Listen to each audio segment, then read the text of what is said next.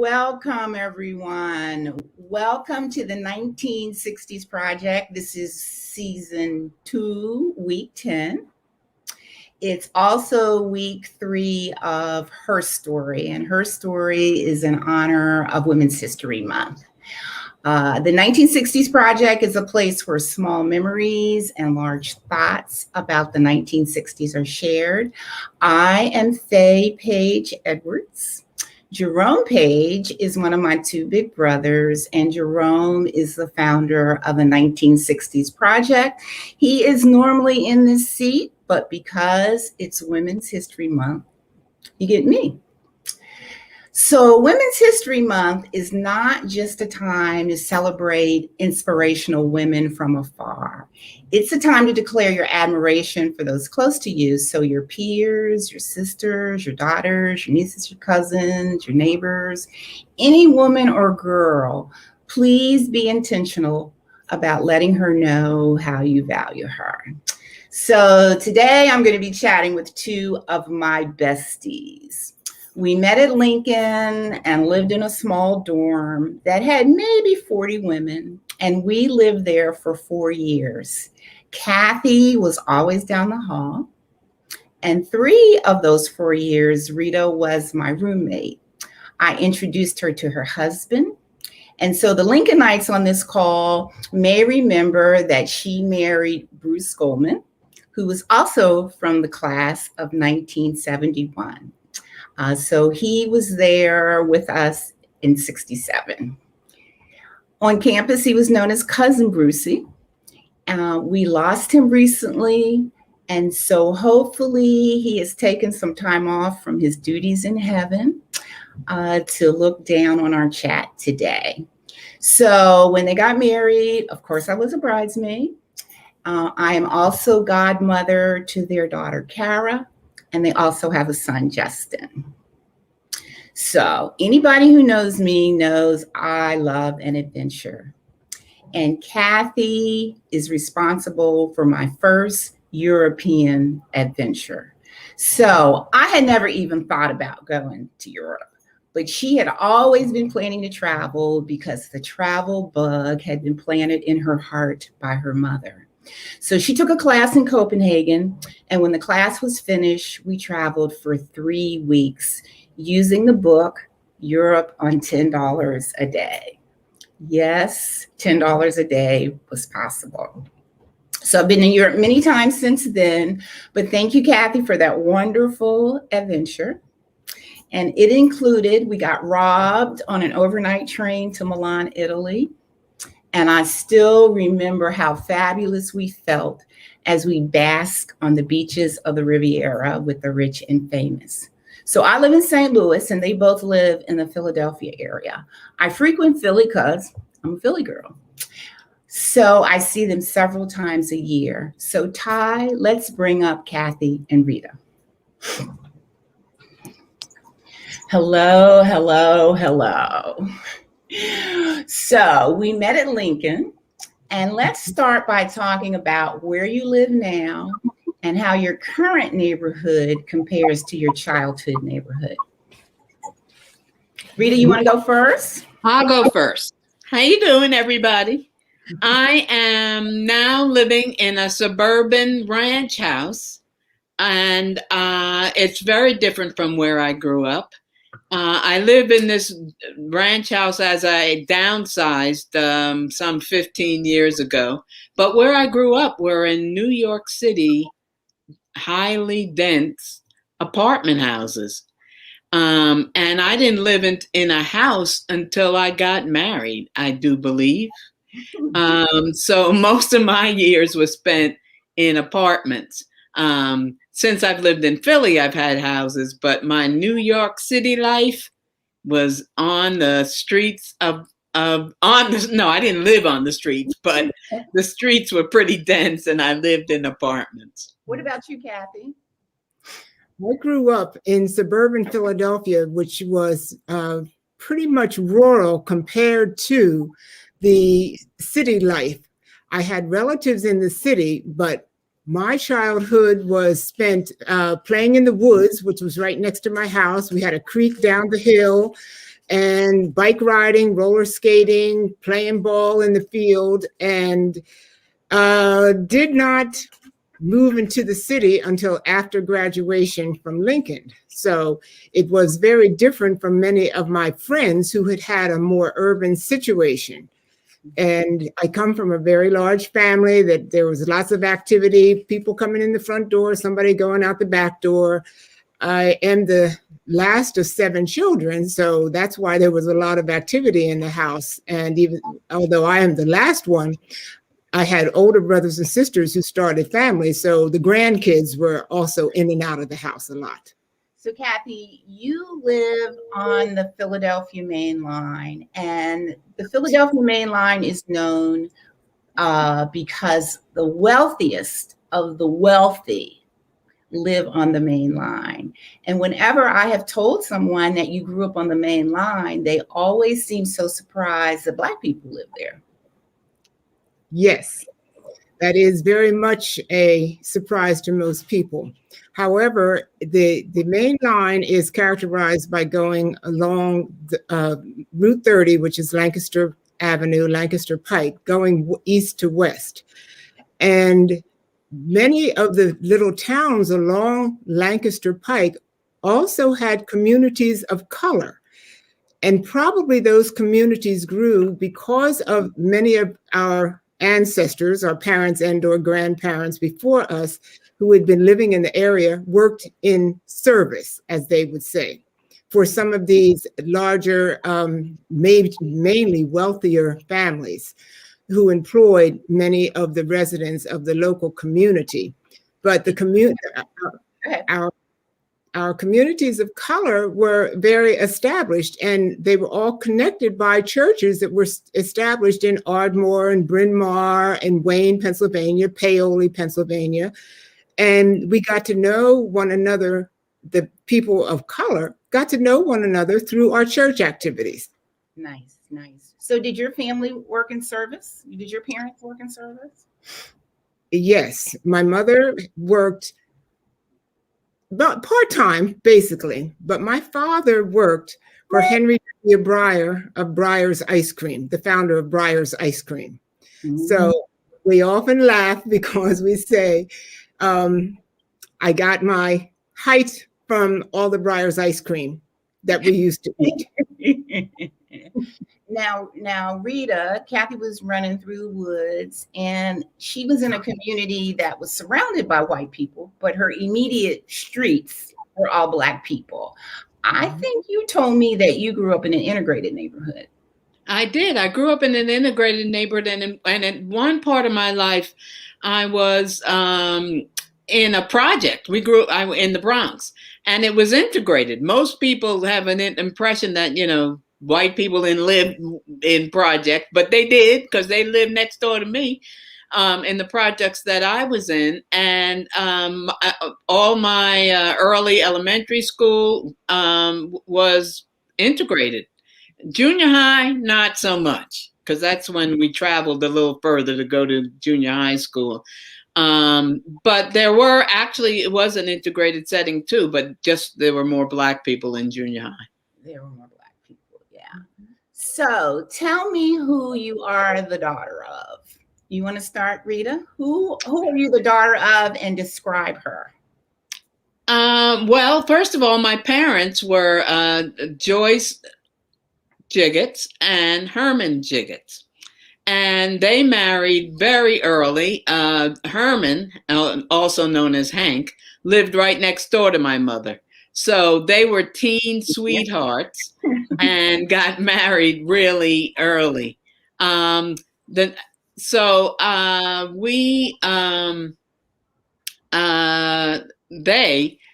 married young and were parents young. My mother, Joyce, was a formidable 5 feet, 100-pound lady. She was really pretty. She was very bright.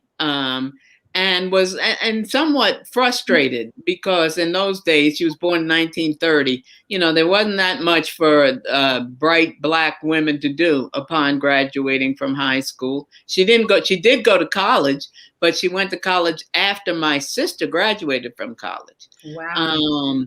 So she returned to college. We inspired her to go to college. And she was raised Afrocentric, and she raised us Afrocentric. And she was a pretty radical little 5-foot woman. And you didn't mess with her. No, you did Just not didn't mess with Joyce. And she was a Scorpion, for those of you who are into that. People say she was true to the Scorpion spirit. And I didn't mess with her. My sister didn't mess with her, and nobody in the family messed with her. And we didn't mess with her. Kathy, what about you? Who are you the daughter of? I am the daughter of Gertrude Robinson Marshall and Sidney W. Marshall, who met in Philadelphia after coming from Virginia. And both of them were in service and married very young, from what I remember. But my memories are only of living in Berwyn, Pennsylvania. When they started their family, they were still living in North Philadelphia. My father working for Henry Breyer. Henry Breyer had moved from the Kenilworth there in Germantown on Wissahickon Avenue out to the large estate in Haverford-Ardmore area. And my understanding was that he needed his chauffeur closer to home, and therein was the search and the discovery of our home on Maple Avenue in Berwyn. And that's how you get to Berwyn. That's Now, how we Rita, got a question about the name of the projects that you lived in. Do you remember? Yeah, I lived in Soundview Projects, Roosevelt Avenue. 525 Roosevelt Avenue. So you describe your mother as being this formidable force. How did your father react to her? Yeah, maybe it's the only way that a formidable force and another person can live together. My father was a very genial, even-keeled person, and he just knew how to live with that energy. He saw himself and was the primary provider. As a matter of fact, the reason we moved to the project was because his job, which was Exxon, the big oil company, he moved to White Plains, New York, which is right outside the city of New York, of the Bronx.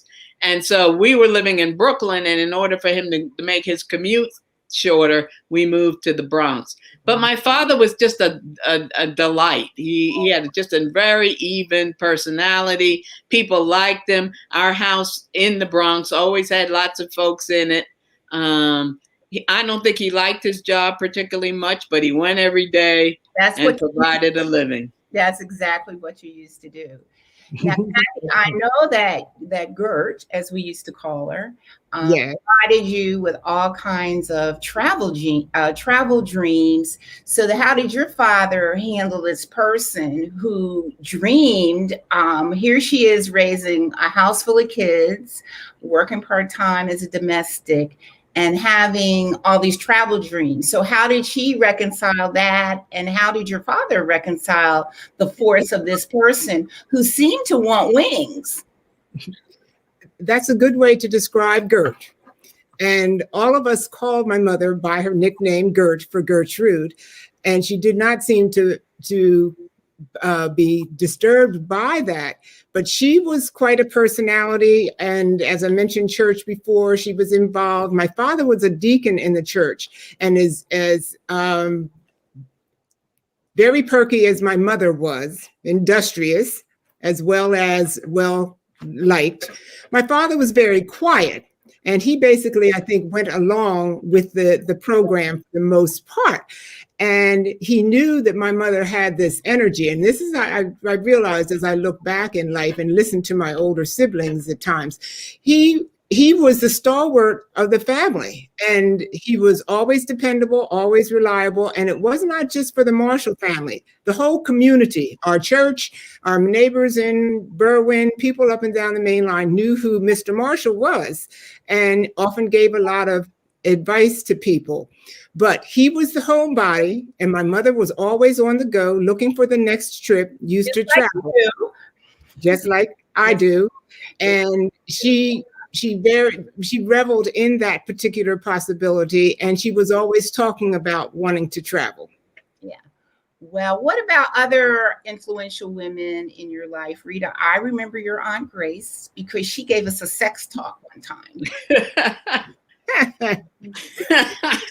Yeah, my aunts were, I really did have spent a lot of time with my mother's sisters and my aunts. And two of them were teachers. My Aunt Grace, who was the youngest and was kind of the rebel of the family, she was a French teacher, which was highly unusual at that time for a Black woman to be a French teacher in high school in New York City. So she taught French, and she would travel overseas to practice her French. So I was always really impressed by that.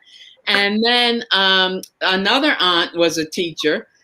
She taught elementary school, and she was the one who's always trying to convince me to be teachers. And they were the ones who, well, my mother did too, but they also, they all encouraged me to go to college. I knew it was never a doubt that we were going to go to college, my sister and myself. And then my third aunt was my godmother, and I spent a lot of time with her. So they had a lot of influence in my life. Mm-hmm. Yeah. Kathy, were there other influential women in your life? Yes, my mother was very close to a cousin of hers.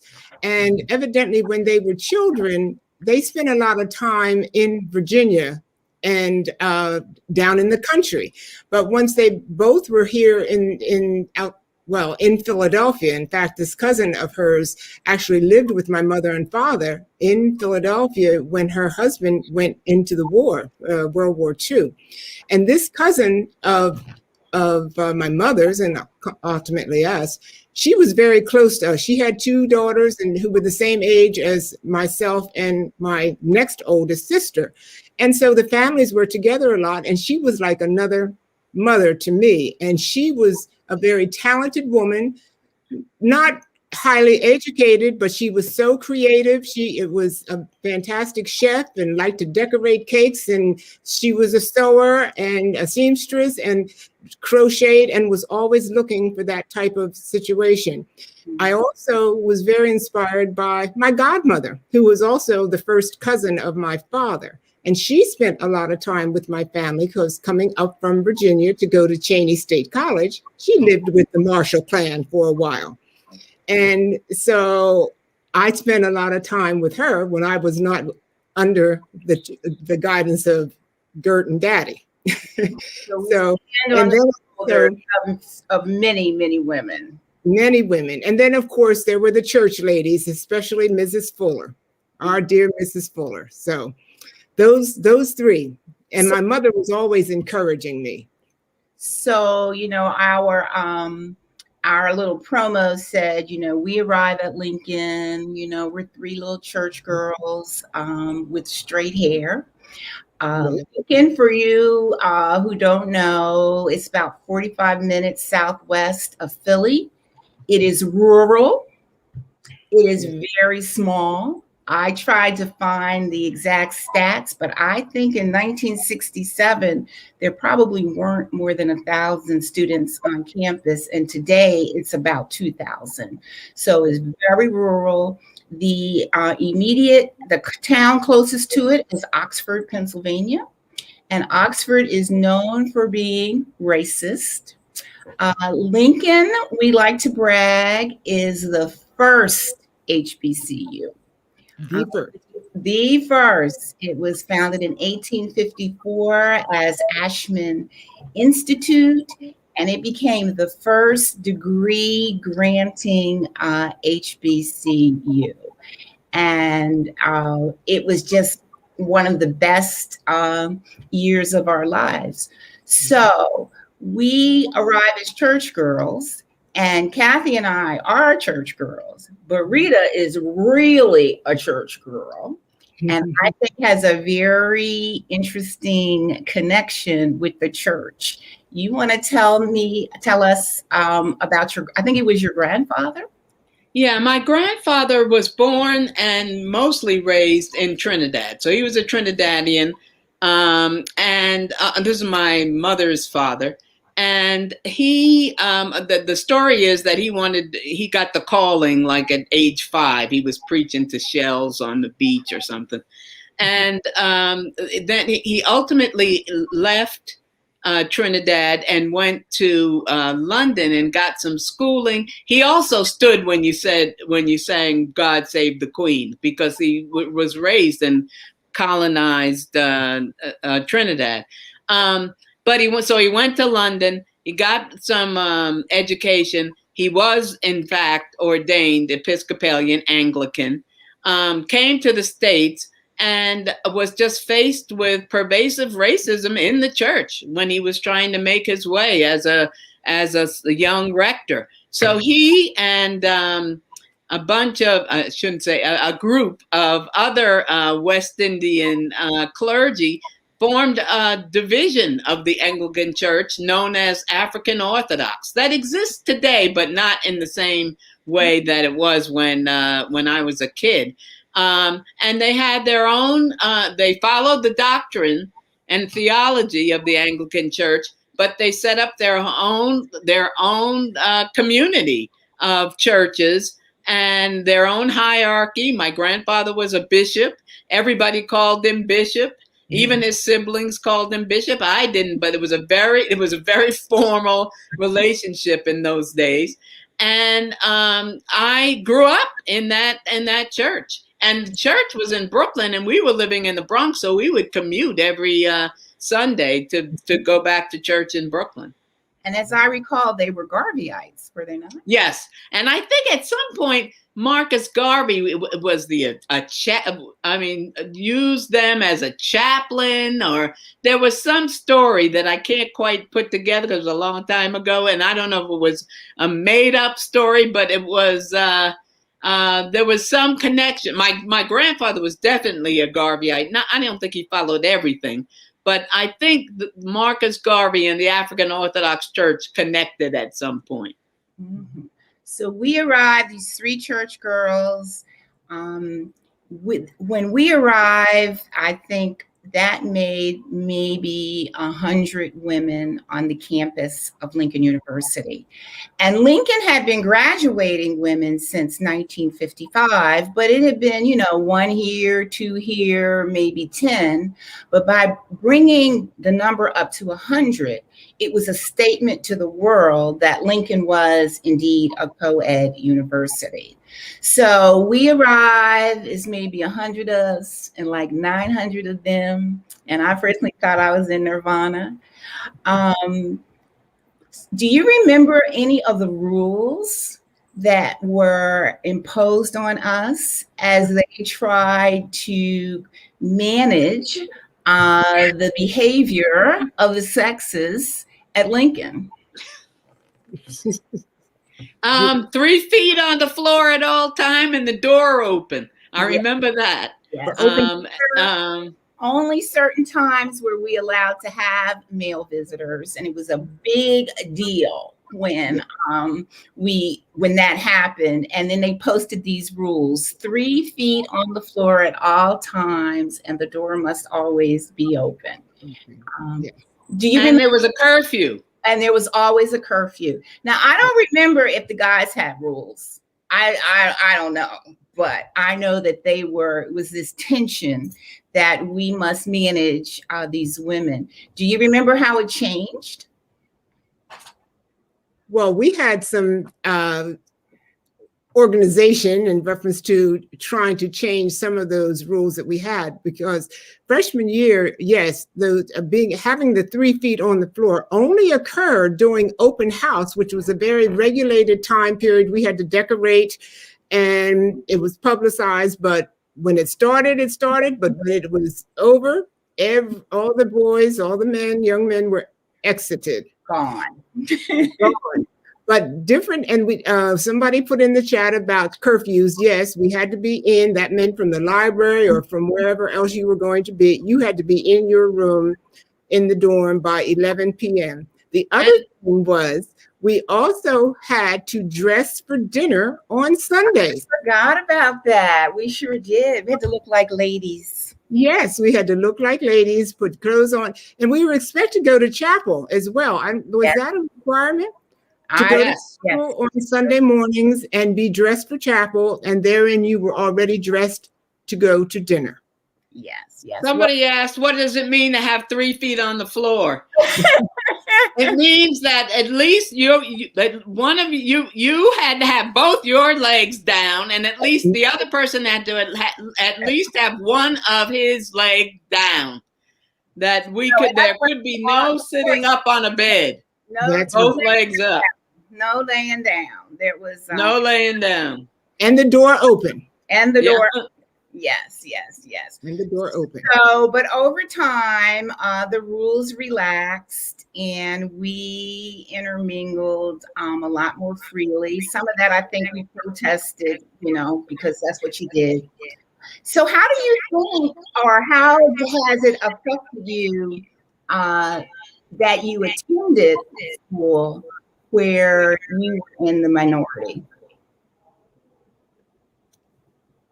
Say that again. I'm sorry. How has it affected you that you attended a school where you were in the gender minority, that you were just one of few women on campus? Well, there was definitely pluses to it. And there was in the first year, I think freshman year, there were some hiccups in that we were ranked. I think we felt that the fellas ranked us. There were times when people used to throw nickels. That was an insult to get a nickel thrown.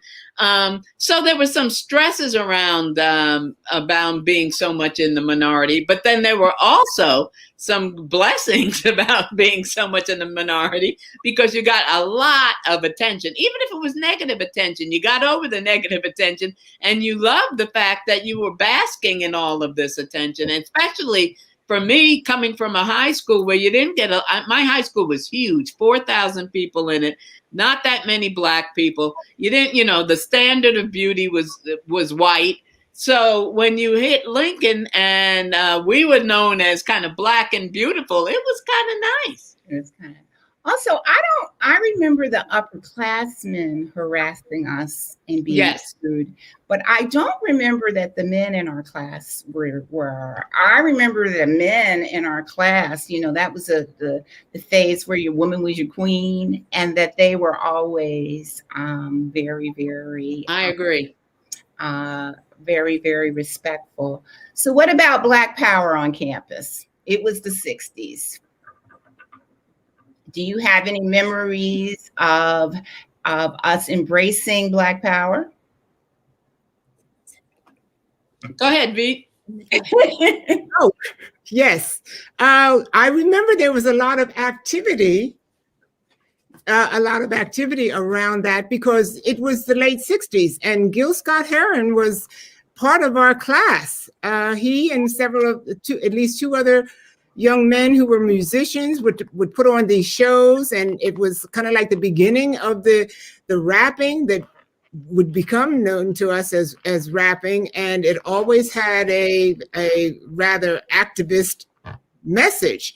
And going forward, I think that empowered the rest of us, encouraged us to take up our banners, because I can remember freshman year having to wear those beanies at those freshman pep rallies, and oh my gosh, I hated those. It just seemed to be so intimidating, and I don't think we were able to stop it then, but we finally got beyond that. Yeah. And I remember when Martin Luther King was shot, we were very moved by that, and as was the world.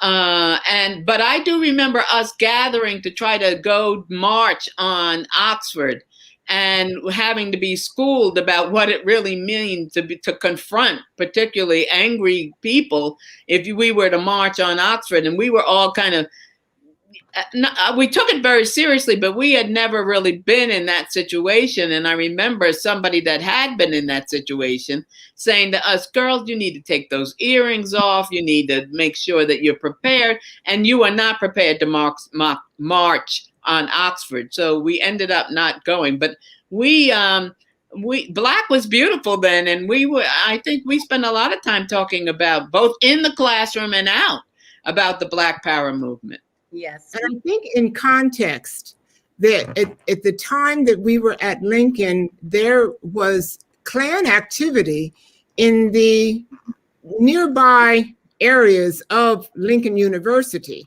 and that there had been incidents where bonfires had been set on the perimeter of the campus. And I understand a couple years before us, they actually had managed to burn a cross on the campus now.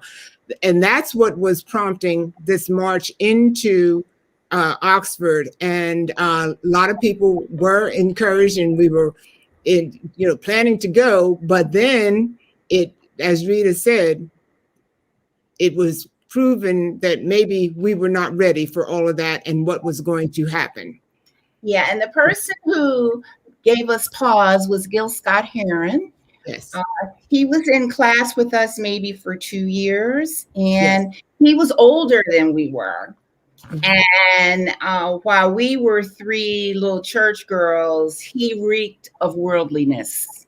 Yes. And so if he spoke and he advised us to do something, then we figured he must know what he's talking and then about. We got sent home. And then we got sent home. That's After right. And we got sent home. Yeah. So Black, when did you change your hair?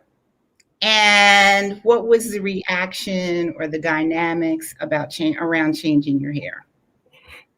I've been thinking, I can't remember whether it was, but the first semester, Christmas, I know I arrived home with a big full head of Afro hair. And unannounced. And I think it was Christmas, the first semester, I do believe. And I loved it. And there was a little surprise. Because I think mostly for my mother, there was surprise because I didn't ask. I just did. And, my mother was accustomed to me just, to us asking to do stuff. And I think she thought it was attractive enough, but she was just shocked that I would deign to come home with all this hair and not having asked her if I could do so. Rita is growing up. What about you? Yes. What about you, Kathy? Yes, it was quite an event when I arrived at home. I had a lot of hair on my head at that particular point, and I just remember my father looking up at me, seeing this head of hair that was looking very much like Angela Davis's at that particular point, and just hanging his head and shaking from left to right, shaking his head, because that was not like anything that had ever come through the doors at 862 Maple Avenue. But the irony is he probably should not have been that surprised, because your parents had a history of activism, did they not? You want to talk a little bit about that? Yes, they were involved with the mainline NAACP. And as I mentioned earlier, there were communities in maybe 3, 4, 5 streets, but they were relatively tight communities. And you will hear other people talking about talking about a village, because everybody raised you. And probably everybody in each of those communities was part of this mainline NAACP. And it may not have been actually as organized, but many years before us, back in the 1930s, there had been a protest of the Black families living in my area of Berwyn, because they built a new elementary school, and they decided that only the white children were going to go to the new elementary school, and all the Black children were to stay in the old school. And the Black parents said, oh no, everybody goes or we're pulling our kids out of school. And this was in the 1930s. And for 2 years, those children stayed out of school in the Tredyffrin Easttown School District. Some of the children, from what I understand, and this is from my old Sunday school teacher, Mrs. Fuller, some of the children went to Philadelphia to go to school with relatives. But after this 2-year span, the district succumbed and finally let everybody go to the new school. So you went to school, you lived surrounded by white people, you went to school surrounded by white people, but as I recall, you were in like a ton of activities in high school. How was that possible? Were you welcomed in those activities? Had there been a history of Black kids participating in everything? Yes, I was, for most of my elementary school years, I was probably only one of 2 children of color, 2 little African-American children in the class. The other person was my very good friend with whom I am still very close. And when we got to junior high, there were a few more people, but we were still very much in the minority. Then by junior high school, because I always was playing sports, I grew up with a lot of the kids on my street were all boys, the ones that were my age. So I learned to compete with them. So it was natural for me to just continue playing sports in junior high and high school. But I also tried out for the cheerleading squad in junior high and was selected. And then in high school, I played sports, I sang in the choir, and I was on the color guard squad. They had other students of color. One friend of mine, one of my neighbors, she was on the cheerleading squad 2 or 3 years before me at the high school. And there were 1 or 2 other girls who were on the color guard squad. But that occurred because of the efforts of very progressive African-American individuals involved with the mainline NAACP, who let the school district know it would be advantageous to be adding us in with all of the activities. It's always a struggle. It's always. So you guys were involved in Greek life on the campus of Lincoln University, and sororities and fraternities were very big, and they were the source of many, many, many social events. Talk to me about your reflections on Greek life and how it has carried you today. Well, we were founding members of our chapter of Alpha Kappa Alpha on Lincoln's campus. Because when we first got there, there were no chapters of sororities on campus. So we were founding members of Epsilon Nu, which was our chapter, and I didn't know much about sororities upon arrival, but as I began to learn about them and people started to talk about them, I thought that this might be something I wanted to do, and did it. And I was glad that I did it because it, first of all, it gave me a group of women with whom I am still close. Second of all, it taught me about service in a way that I probably would not have learned had I not pledged. And then it also gave me many leadership opportunities. Both Kathy and I were leaders of our chapters, and it wasn't always easy to be a leader of all those women. And I remember having some difficulty with it. So it taught me how to work through things with people. Mm-hmm. And Kathy, I think you're still active today, are you not? I am active as a general member. I have been active in a chapter, not in the more recent years. However, I knew about AKAs because my older sister, with whom I live at this particular point, she pledged AKA at Penn State University. So I knew about the Pink and Green Ladies from her involvement, and she is active in the chapter here, and I do a lot of activities with her chapter, as well as many of my friends in Philadelphia who are active, and I support because it's a great organization. It was great in reference to establishing friendships and support, good for learning community service and sharing your talents, also good in reference to how to maneuver in situations as a leader, if that was what you were aspiring to do? Well, I watched you both become leaders. Both of you got advanced degrees pretty quickly. I watched Rita become a principal at a school and mentor young girls. And I'd like for you to talk about that experience in a second. And then Kathy also got advanced degrees, and she mentored a variety of students with disabilities.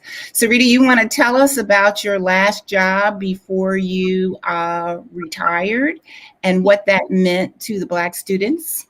Yeah, I worked at a school where my two children went, which is called Germantown Friends School, which is a Quaker school in Philadelphia of some renown.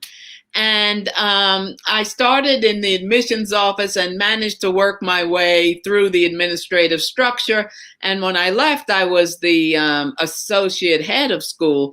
But before that, I was the principal of the upper school, and it's a predominantly white institution.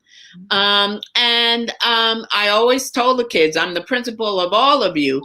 But when I got the Black kids in my office, I always talked to them about being what my feelings were for them and how I wanted them to be so successful.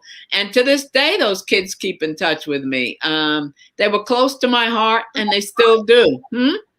I remember that after they went to college, you often still checked on them in college. I absolutely still checked on them in college, and they would write me. Some of them would email me and say, Rita, I had no idea what it would be like in college without having the support system that I had at GFS. And they realized, and I found it so pleasant for them to talk about what kind of support I offered them. Yeah, and Kathy, I want to talk a bit about your work with students with disabilities. Yes, after Lincoln, I had a chance to get my graduate degree, master's in education, with a concentration in special education because the laws were changing in reference to providing public education for students with challenges. So I started out as a classroom teacher, but after many years moved into other areas, and after 36 years with the school district of Philadelphia, I served as classroom teacher, supervisor, job coach, transition coordinator, supervisor, and ended up as director of special education services in one of the regions.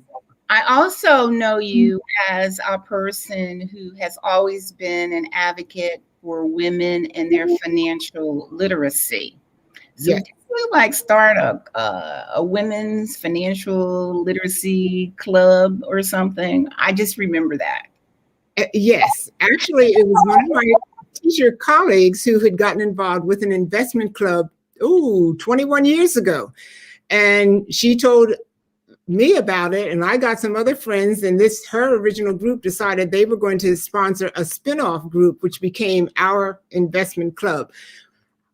Most of us in the club at the time, we didn't have an idea of what this was all about, but I knew it was something that we needed to be doing, learning about investments, being in charge of our finances, being reliant on our own skills in reference to providing for our futures, as well as our future and our families. So we would meet monthly, and we all took parts in learning about different stocks and what the market was doing, and purchased stocks along the way. So, and to this day, my nieces and my great nieces will tell you, I am always, okay, what did you do next? Get ready, get ready, get ready. Get ready. The goal is financial independence. So as we kind of wrap up here, HBCUs have been thrown into our consciousness because our very own vice president has shared with the world that she is a sorority member, and a HBCU grad. So just some reflections on what you think attending Lincoln has done for you. It made Kamala vice president. So so what has it done for you? Well, it didn't quite make me vice president, but it did everything for me in terms of the quality of education I got. I believe was foundational to my doctorate. You know, it was the first time I had Black teachers. The content covered issues that were pertinent to me. So the equality, I was just so intellectually stimulated to be there. Then around that campus. Huh? There were very smart people running around. Very smart people. Very smart conversations taking place all over the place. All nighttime discussions. So that part, it really got my intellectual juices flowing. So I love that. I also made friends for life, as witness this call. Yes. And that we still 50 years later are still hanging out like we were on Lincoln's campus. So you can't beat that. Yeah. I love the experience I had there. What about you, Kathy? I agree. Having come from a predominantly white environment in reference to education, I was just blown away by seeing all these people of color around me and my contemporaries who were so talented in a variety of ways, and then having African-American professors, and everybody was encouraging me. And I really developed a sense of value of what I could do. And consequently, one of the things I'm most proud of in my life, after 7 years of teaching in the classroom, I had the opportunity to apply for and be selected for the Fulbright Teacher Exchange Program. I lived in London for a while teaching and going to school there in London. And that's what had spurred me on to do further studies. As Faye mentioned earlier, I had taken a course in Copenhagen one summer, and she met me after the course, but I've also done coursework at Oxford University, and I've traveled with education administrators to China. All of those things, I credit Lincoln for giving me the confidence that I could stand toe to toe with anybody out there. And that has been a sense of pride for me. And I always encourage students, teachers, anybody, travel. It's the best education. And that's what my mother used to teach us. Travel is the best education. Well, thank you, Kathy and Rita. I think everyone can see why I cherish you so as my best friends. Thank you for the listeners today. And you may be taking for granted the phenomenal women around you. There are probably many phenomenal women on your family tree. And I would like to take a moment and speak the names of some of the women in my family. And speaking the names of our ancestors is very much a part of the 1960s project. So on one line of my family was Shadrach and Letty. And so Shadrach purchased his freedom and the freedom of his wife, Letty. Well, years later, after Shadrach had died, Letty sued in court. And she wanted the $500 plus interest repaid from a white man who had stolen it from them during the process of purchasing their freedom. And we know that she was successful. We know that she got her money back with interest because the court records tell us so. And so I just wanted to share that because Letty is in my DNA. I'm also the aunt of a radical businesswoman named Gina Page, and she's the co-founder of AfricanAncestry.com. And because of her, I can, and coupled with the genealogy work of my oldest sister, who is a child of the 1960s, we can trace our maternal line back to Jane, who was born into enslavement in 1805. Jane and her descendants, which include me, are the daughters of the Fulani and Hausa people of Nigeria. And Gina and African Ancestry is offering a 10% discount to all of you. It's a discount across the African Ancestry site. You use the code WOJM, and that stands for What is on Jerome's Mind, and it's good through the 30th. So the 1960s Project is an ongoing endeavor. And next week, I am going to be interviewing Esther McIntosh. Now, Esther graduated from high school in 1965, and she is an ally who grew up on a dairy farm in Iowa. So I encourage you to tune in. But I'd like you to know that I will be the host for the next few weeks. In May, I'll be back for a Mother's Day discussion of the mothers of Martin Luther King, Malcolm X, and James Baldwin. And we'll probably throw in some Betty Shabazz because May is the month that we celebrate the birth of Malcolm. So all of you guys need to dust off your copy of the autobiography of Malcolm X, because there will be a book discussion. And Gina will host a discussion of Malcolm in Africa 1 week. As you know, the mission of AfricanAncestry.com is to change the way we view Africa and the way we have historically viewed the African in our American. So if you enjoyed today, or if you think any of the upcoming discussions sound exciting, you know how social media works. You got to spread the word, and you must, one, like us on Facebook, and then also like us on YouTube and subscribe to the YouTube channel. And it's always What's on Jerome's Mind on Facebook and YouTube. Also, if you were in high school in the 1960s and you have some thoughts or memories you would like to share, just let me know and I'll hook you up, because we'd love to have a discussion. So on behalf of my brother Jerome, on behalf of my besties Kathy and Rita, and myself, thank you for spending time with us today, and we'll see you next week. Bye. Bye. Thank you, Faye. Thanks, Jerome.